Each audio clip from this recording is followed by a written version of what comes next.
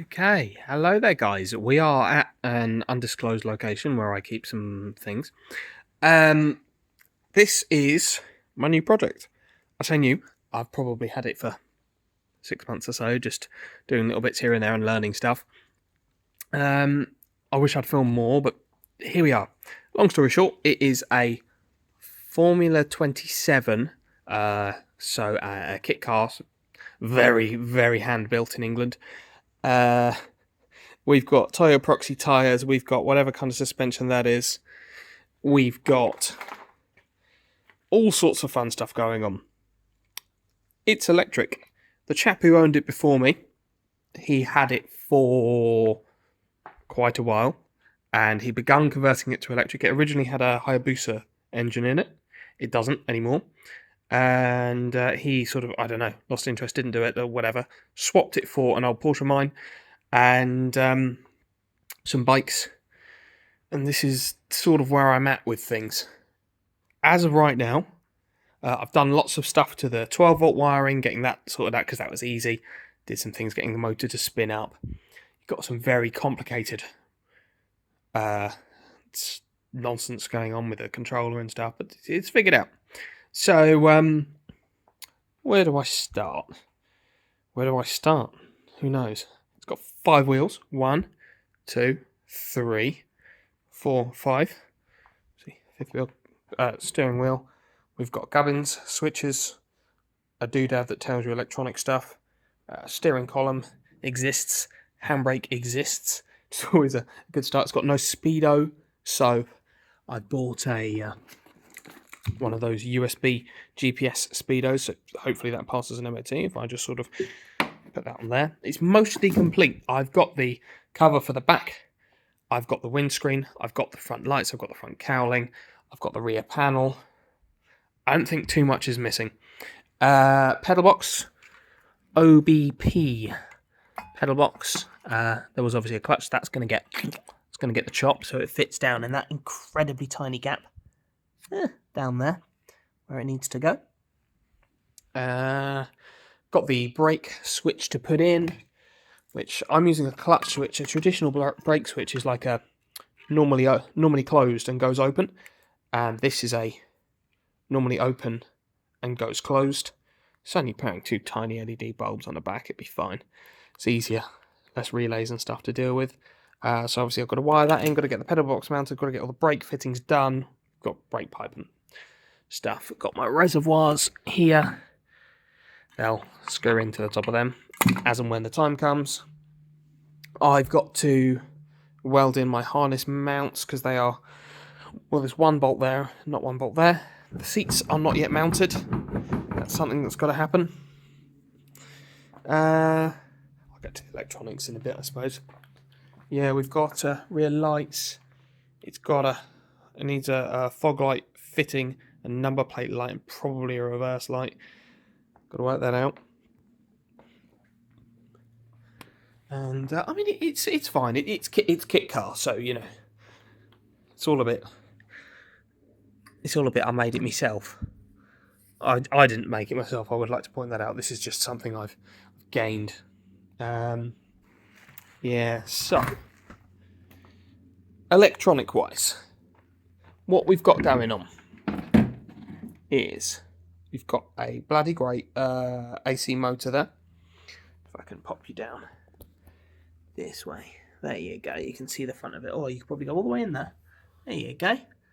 Bloody great big motor, encoder, all its box and stuff. It's huge, this thing. Huge. I can barely move it. This car originally came with 2 motors and 2 controllers, hence the extra plate here for the second controller. They weren't mounted together. I don't know how to do that. I'm not going to do that. I'm going to keep the second controller, keep the second motor, and convert another vehicle, because I feel like that's how I want to do things. And this is just sort of, I'm learning how to do it, and we're doing it as cheap as humanly possible. So, the 12-volt wiring is interesting, but it works. We've sorted out most of the lights and getting power to things, and we've got some of these connectors, and that'll go to sort of headlights, indicators, running lights, etc. Motor controller wise, we're running a Curtis AC motor controller. It's a 48 to 80 volt, and it's a 1238-6501. That's what's important here. That's its model number. It's running OS 12, which is its operating system. Battery in positive, battery in negative. 3 motor phasers out to the motor. They sort of just flap around at the moment.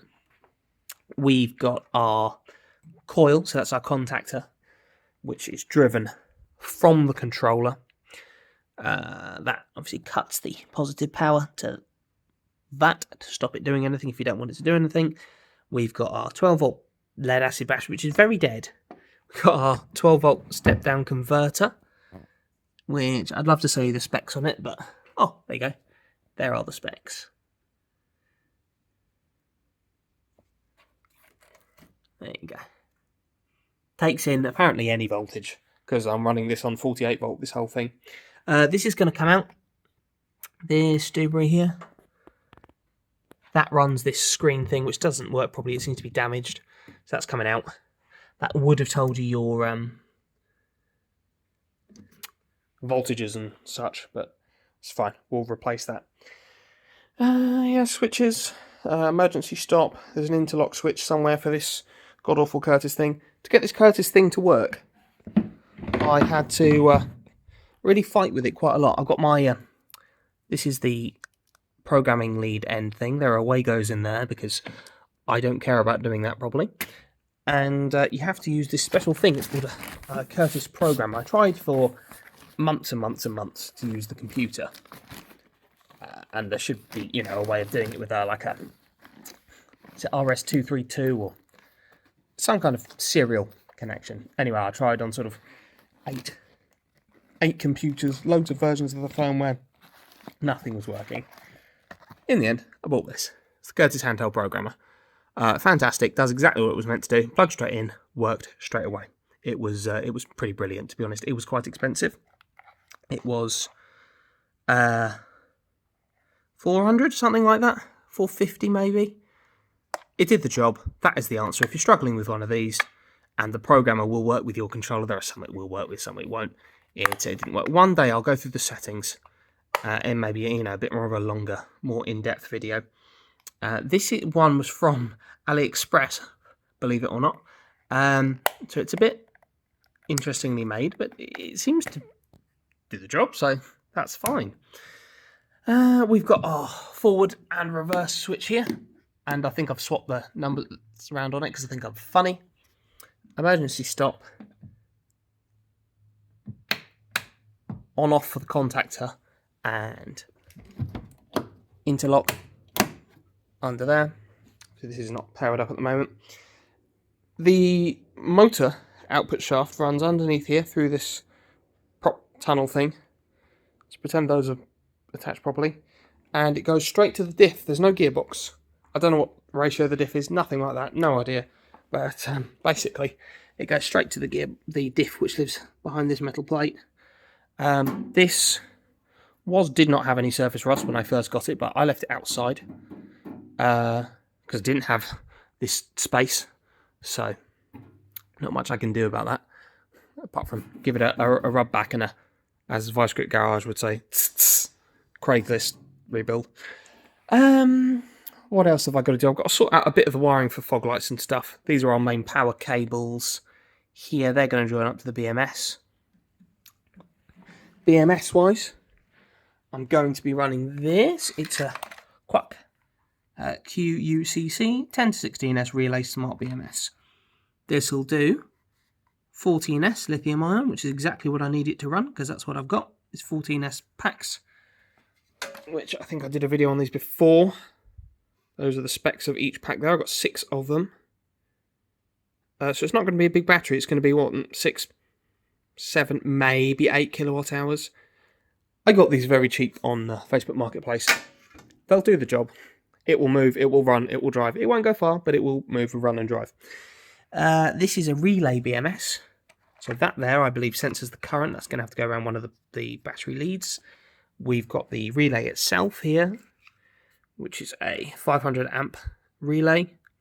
Not entirely sure how it thinks it's getting 12 volts, but I'll get to that, won't I? How you wire all this up. Not sure, obviously I know these bits, and I get that that's going to chop the positive. Not quite sure what all that does and is, but as I say, I'll get to that. And then to replace the screen on the dash, we've got this lovely thing. It should display all our cell voltages and such. I'm going to put that on the dash instead of that thing that's already there, because that thing that's already there doesn't work. Just sort of flashes on and off and on and off. It just seems to use a regular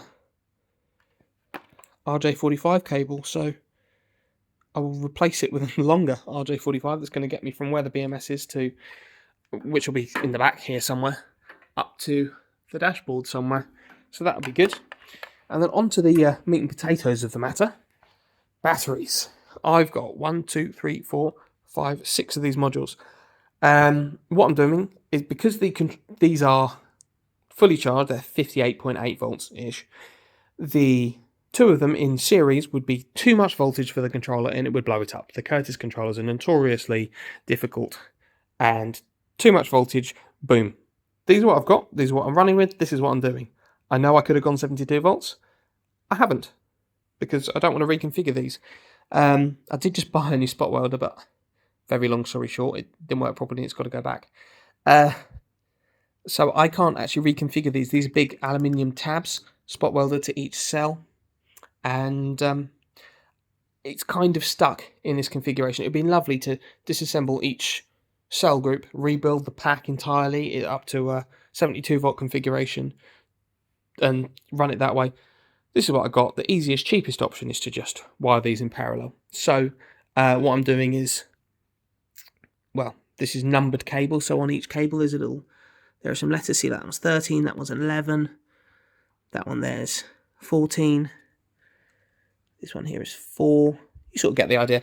That's going to run from, well, this will be an end here, to the next one. It's going to daisy chain, and this one's going to have 2 cables coming into it, which is going to run to the next pack, and then the next pack and the next one. So they're all going to be in parallel. I can use relatively small gauge wire like this. I think it's 14 gauge, something like that. I can't remember. It's fairly small, but it's pure copper stranded. As far as little wires go, it's relatively thick. You know, I've seen much smaller small wires, if that makes sense. To balance across the lot of them, the balance wires don't have to be that big. They're like parallel connections, essentially. And then our main power is going to come from these. So there's the negative, there's the positive, and I'll just be daisy chaining them. So the packs are going to be stacked one on top of the other. So that one will be on top of that one, and then they're going to go sideways in the back here. So they'll slot in. What have I got to replicate its shape? There we go. So imagine this is the battery pack.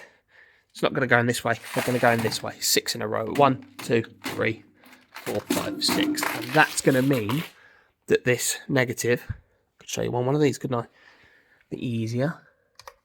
They're going to sit like, oh, they're so heavy. They're going to sit like that in the car. Obviously, there'll be less of a gap. So I can just use bus bars or shorter bits of cable to go straight. Pause, pause, pause, pause, pause, pause.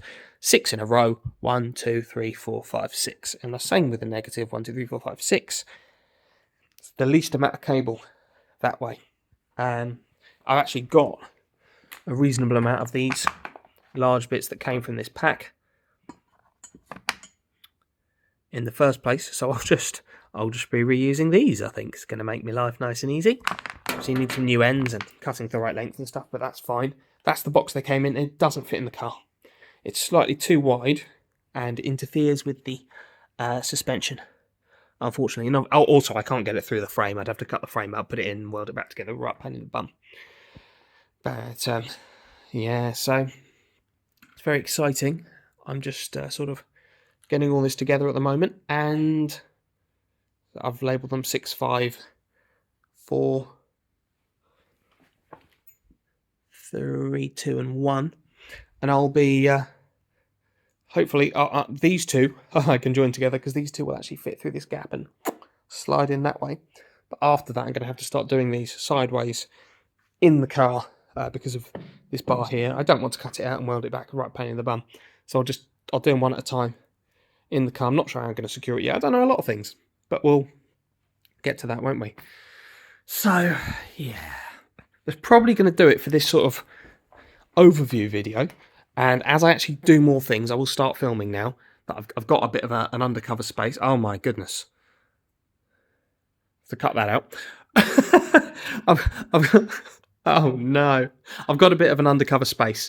And I can actually work on the thing without being outside in the rain. Oh, nice e-bike repairs van. Very good. So, yeah, thanks for watching. If you think this is interesting, leave a comment. I'd love to know if you want to see more of this or you want me to stick to bikes. Because I've also shot a short intro on this thing, the electric go-kart. But yeah, leave a comment if you think you want to see more of this kind of other stuff that's not just bikes. Or e-bike batteries and stuff. Like the video if you like it, dislike it if you dislike it. Subscribe, channel member, all that fun stuff. Bye-bye.